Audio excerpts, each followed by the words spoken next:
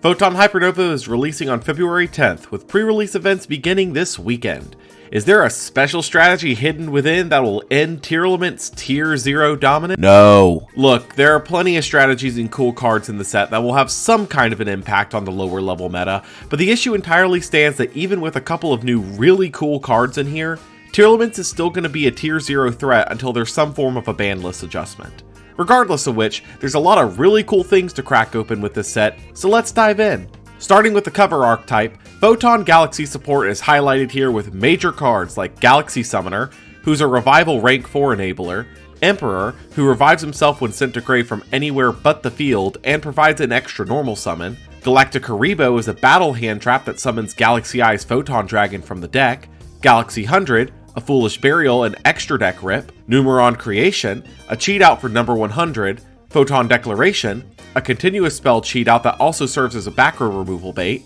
Galaxy Photon Dragon, a rank 4 that either searches or dumps a Photon Galaxy card and can modulate the level of one summoned, and the new boss monster and game ender, number C62 Neo Galaxy Eyes Prime Photon Dragon, who can attack up to 3 monsters in a turn, and if it has Galaxy Eye's Photon Dragon as material, is unaffected by monster effects and gains attack equal to the level and rank of its materials times 100. This deck strategy is 100% a go second in OTK strategy with the new boss monster, but in all honesty, that's going to be exceptionally difficult in the current meta, as boards full of interactions does tend to chew through Galaxy's main combo points. And cards like Dark Ruler No More can't be used with the deck since it directly counters the OTK nature you're going for. All in all, fun deck, but won't be a meta contender, but don't be surprised if it OTKs someone at your locals. Now on to the one archetype everyone's eyes are actually on, Kashtira. Main deck monster wise, they're gaining Riceheart, who can special summon itself from hand if you control a Kashtira,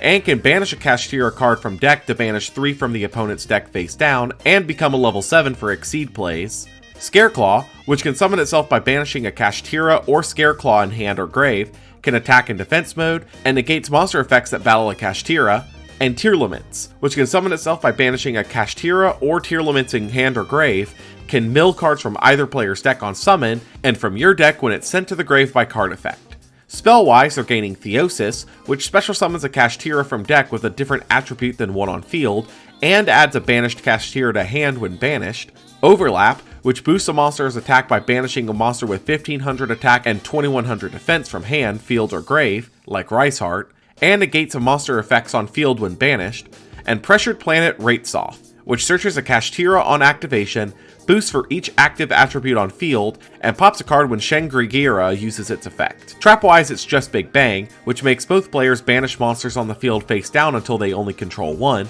and if it's banished, can take a Kashtira material from an Exceed you control and add it to your hand, then summon it if you wish. But last, and certainly not least, there's a Riceheart, which can be overlaid onto a Kashtira if you use Shangri-Gira's effect that turn, provides a macro effect, can attach banished cards to itself as material, and can detach 3 materials to banish a card on field face down as a quick effect. Kashtira is by far and away the most hotly anticipated archetype from this set, and it's not hard to see why. The new pieces give Kashtira the follow-up power it so desperately needed back in Darkwing Blast, and even a new boss monster to play around with. I expect this will see play around Tier 1 or Tier 2 for the time being, as the Shizu Tearlaments is so omnipresent and powerful that Kashtira does struggle to play into it going second. But with the inevitable hits to tier coming, Kashtira is poised to take a dominant position in the Fallout meta. This is also not even speaking of Tearlament's Kashtira, both the card and the deck,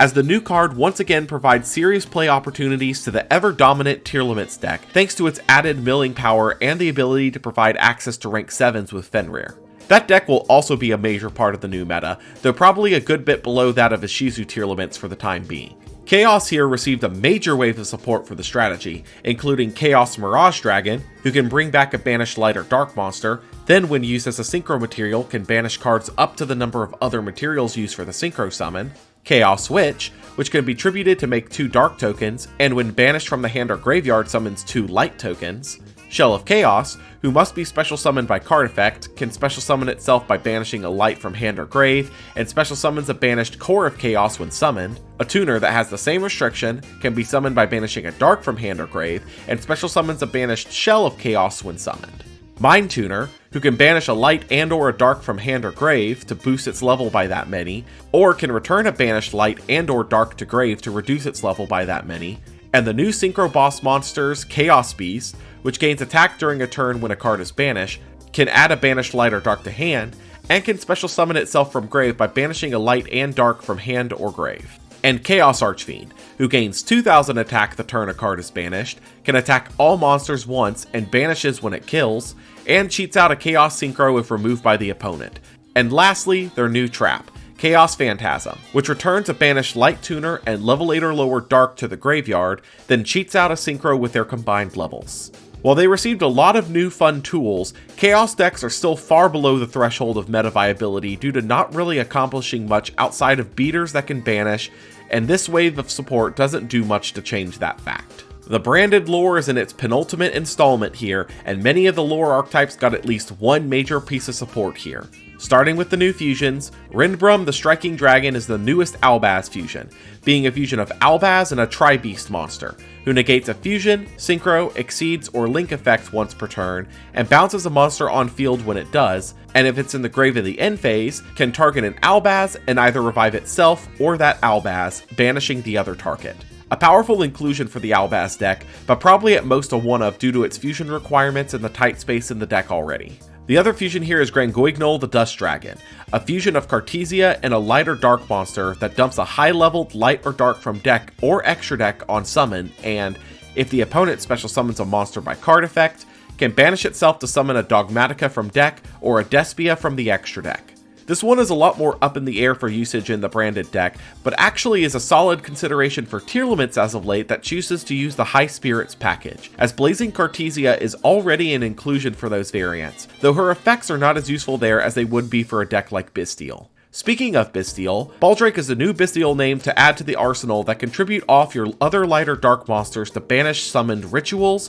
fusions, synchros, exceeds, or link monsters. This will most likely take the slots currently occupied by Saronir in decks not utilizing a branded package, as it has more useful effects in those cases, or it'll be used to increase some decks' Bystial count over 9. Sword Soul received Dragon of the Abyss, able to summon itself from hand or grave when a card on field is banished, then it banishes a card in the field zone and a monster the opponent controls. Dogmatica Albazoa is the final boss of the Dogmatica archetype, able to either rip the opponent's hand or extra deck apart or risk a full field bounce. Ice Shade received a new synchro in Agirian Ymir, who can retroactively protect your board from destruction or banishing, and if used in response to a card, banishes that card and all of it from field and grave, and can revive herself if a card is banished by the opponent while she's in grave. They also received Eminence Emergence, which either dumps or summons an Ice Jade from deck, and banishes an opponent's monster if they remove an Ice Jade from field, except by destroying it. Tri-Brigade received a Link 5 in Bucephalus II,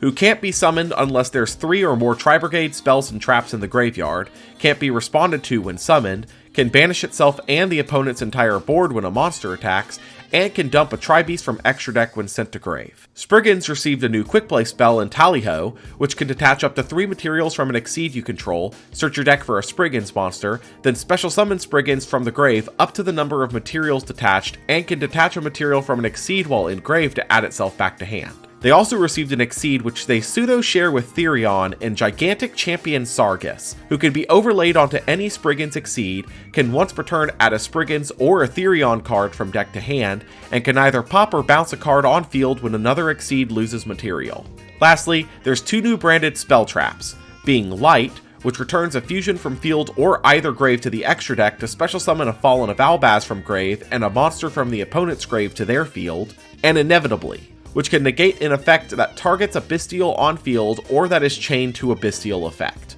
Out of all of these, I expect that the 2 branded spell traps will have homes in Bystial branded, the 2 fusions will have a home in the same, Baldrake will be played in most high Bystial count packages, Bucephalus II will find a niche place in some Tri-Brigade builds, and Sargus will find a place in Punk Therion, who can use it alongside the new TCG exclusive Synchro to get an entire playline off of Emergency Teleport, which we'll discuss later. All the other pieces here are either too niche or locked to decks that are effectively dead on arrival. Next up is the new TCG exclusive Gold Pride, a series of monsters who can special summon themselves if your life points are lower than the opponent's, gaining various effects when you do. This includes Leon, who special summons a Gold Pride from deck on summon and can quick effect Synchro Summon in the opponent's main phase. Nitro Head, who summons a token to the opponent's field in their standby phase and can destroy that token and all adjacent cards in the opponent's main phase. Captain Carry, who searches a Gold Pride trap on summon and can banish up to 3 Gold Prides in grave when sent to grave to boost an extra deck Gold Pride by 500 attack for each.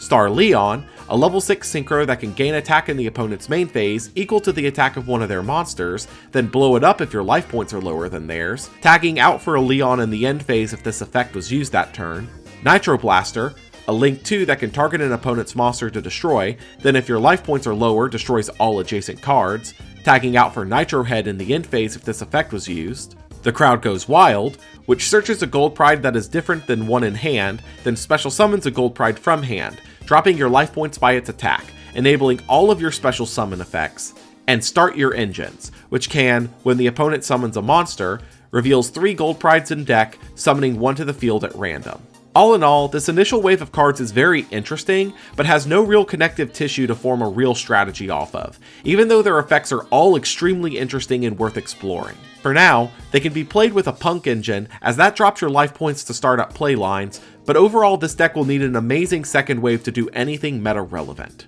Abyss Actors receive new support here in Liberty Dramatist, who can be special summoned to the opponent's field, randomly choosing one of 3 Abyss Scripts from deck to set on summon, and if it's destroyed, can shuffle an Abyss Script spell from grave into the deck. Super Producer, who can destroy a card you control to either activate Fantastic Theater from the deck, or place an Abyss Actor from deck in the Pendulum Zone. Dress Rehearsal, which can, at the start of main phase 1, add an Abyss Actor and an Abyss Script from deck to hand. And Dramatic Story, which summons an Abyss Actor from deck and either moves another on board into the Pendulum Zone or destroys it, or if it's destroyed while set, can bounce 2 cards on the field to the hand. These are all excellent startup pieces and extenders for the Abyss Actor archetype, though the archetype still lacks a strong finisher for this format to be competitive. Evil Eye gets some interesting pieces in Basiltrice, who can quick effect Link summon an Evil Eye Link monster on the opponent's turn using Evil Eye equipped spells as monsters, and Unleash, which can send an Evil Eye monster and spell or trap from deck to grave to search for an Evil Eye equipped spell, and is able to be banished from grave when an Evil Eye is Link summoned to equip an Evil Eye equipped spell from grave to that monster.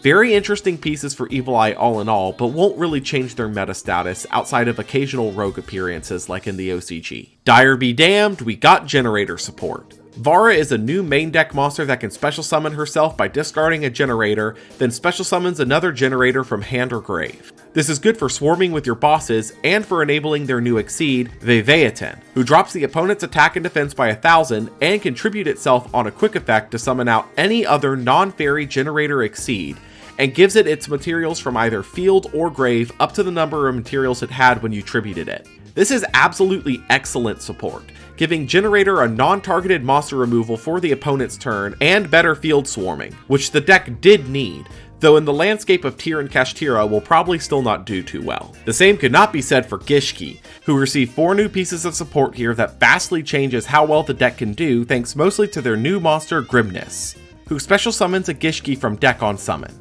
Being a level 2 and giving easy access to Abyss makes Gishki the latest splash engine for Sprite, who can now have a powerful monster negate and shuffle back thanks to Neramanus, who can bounce itself to hand to do just that. They also receive Necromirror, which can tribute an opponent's monster to ritual summon your monster, and Focalization, which searches for a Gishki monster and can be banished from grave in the end phase to set an Aqua Mirror spell or trap, which can be used to set Illusion and give your Neramanus an additional monster negate. Gishki Sprite is a real threat for this upcoming format, though won't be as impactful as desired due to Tyr, which you've probably noticed is the running theme here. However, it is strong enough to hang in the meta, and any hits to Tyr will probably boost this deck's viability, so it's a strong pickup. Insect is here with a couple of new interesting pieces, like the Weevil Legacy support, Bio Insect Armor, and Ultimate Great Insect, but most of these pieces are lackluster in their execution. The really interesting piece here is Diabolantis the Menacing Mantis, a level 8 Synchro TCG exclusive that bins a plant or insect from deck on summon for every non-tuner used in its summon,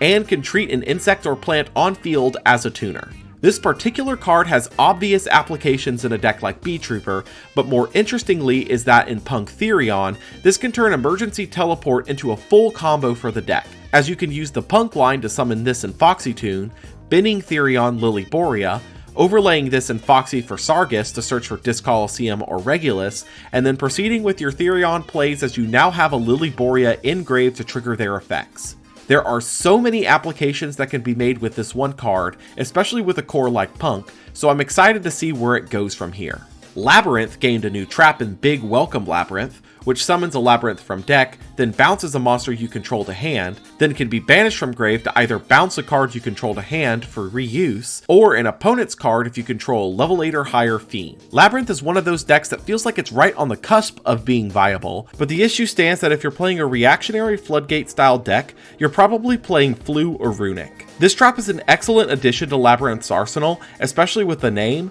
but the deck itself is still probably a rogue tier deck. Ninja received yet another wave of support with Yugioh, who flips 2 monsters face down on summon, locks opponent's monsters flipped this way, and destroys a card on field if a monster is flipped face up. Green Ninja, who can flip a newly special summoned monster face down to special summon itself from hand, and when sent to the graveyard can either change a monster to face up or face down defense mode. Yaguramaru, a fusion of 2 differently typed ninjas that can banish a ninja or ninjutsu art to banish a card on field, and a World Shrouded in Darkness, which pops a card on field when you deal battle damage and special summons out as many ninjas as possible from grave when removed by the opponent. Doubling down on the flip monster support from the last set, Ninja continues to be an amalgamation of like 15 different strategies, and this is just another weird support set to add to the pile. Plunder Patrol finally got their Earthship,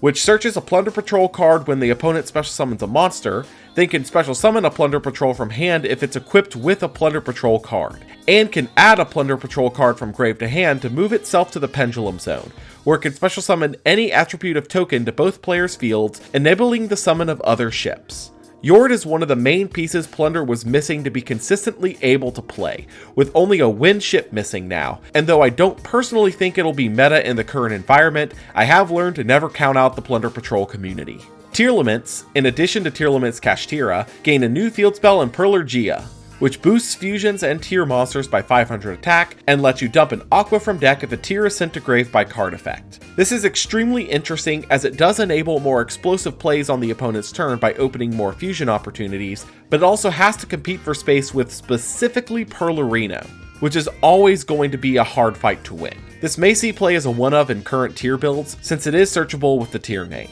Valence received a new fusion boss in Arctis the 12th, which can be special summoned by tributing 2 level 5 or higher Valences, can swap the zones of 2 monsters, and pops a card when a card's zone is swapped. This is yet another boss added to the Valence strategy to try and bring some form of sense to their end boards, but if anything it just makes it all the more confusing. Lastly, moving into generic pieces of support, Gravekeeper's Inscription locks down a form of graveyard interaction at the start of main phase 1 for 2 turns, similar to Cold Wave, with those choices being grave effects, special summoning from grave, or banishing from grave. The immediate question for this card is how effective will this be at stopping Tearlaments, as the grave effect lock seems incredibly strong for it, but Tearlament also does play a direct counter to this in Crime, so only time will tell if it can be playable in the meta. Hiding Sea is a pseudo Nibiru, special summoning itself face down when the opponent special summons a monster, then flipping up in the end phase, destroying all special summoned monsters on the field. Unlike Nibiru, this is extremely easy to play around and to out before the nuke goes off,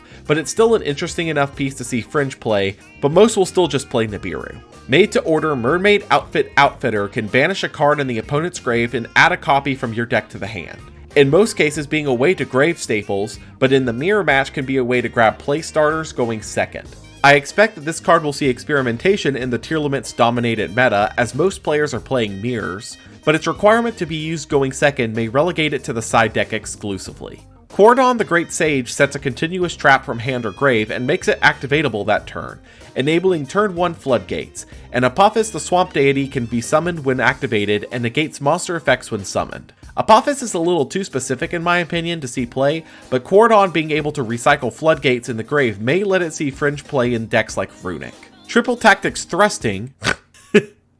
lets you set a normal spell or trap from deck if the opponent uses a monster effect that turn, or adds it to your hand if they control a monster too. This is, without question, the best generic card in the set, as the plethora of normal spells and traps addable with this makes it so powerful for both going first and second, especially in a bestial dominated metagame. Some of the cards addable by this include Lightning Storm, Raigeki, Harpy's Feather Duster, Evenly Matched, Triple Tactics Talents, Infinite Impermanence, and many, many others. If you had to choose one staple to go for, it's this one. Lastly, we have Weighbridge, which can, when the opponent has 2 or more monsters than you do, sends all but one from their field to grave. This particular option is extremely niche in its application, but may find home in Labyrinth and the upcoming Trap Tricks deck. Overall, Photon Hypernova is bringing a lot of interesting cards all in all, but the issue still remains that after everything it's bringing, we're still going to be in a tier-dominated metagame. If you have money to blow and don't mind sinking $1,000 plus into a single deck,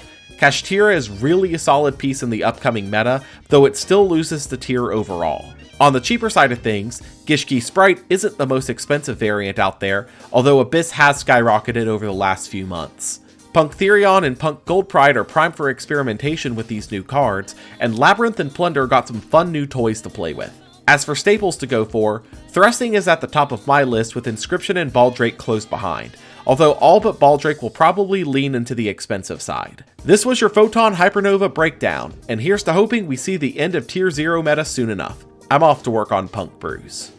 A big shout out and thank you to Prinrin, Ryza339, and all of my other patrons over on Patreon. If you'd like to see my videos a day early, consider supporting me on Patreon, link in the description below. If you like this video, be sure to like, comment, and subscribe below. It really does help me out. If you want more info for the behind the scenes for these, be sure to follow me on Twitter, check out my Twitch streams, or join my Discord server. All links are down in the description below. Thank you all again, and I'll see you next time.